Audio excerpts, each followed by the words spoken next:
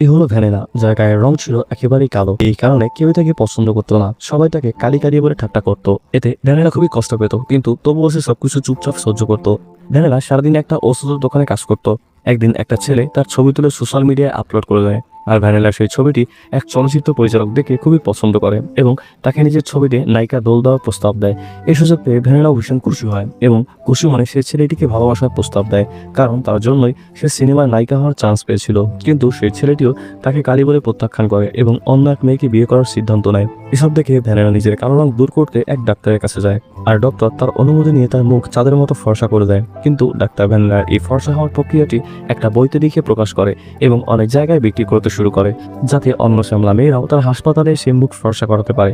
এদিকে ভ্যানিলা যখন একথা জানতে পারে, তখন সে ডক্টরের কাছে এটা জানতে চায় যে তার অনুমতি ছাড়া ডক্টর কেন তাকে নিয়ে বই ছাপিয়েছে। কিন্তু ডক্টর তার কথা ভালো কোনো জবাব না দিয়ে উল্টো তাকে কালি কালি বলে অপমান করে তাড়িয়ে দেয়। আর এসব দেখে এবার ভ্যানিলার ধৈর্যের বাঁধ ভেঙে যায়। পরবর্তীবার দেখতে ভিডিওতে একটি লাইক দিয়ে চ্যানেলটি সাবস্ক্রাইব করে আমাদের সাথেই থাকুন।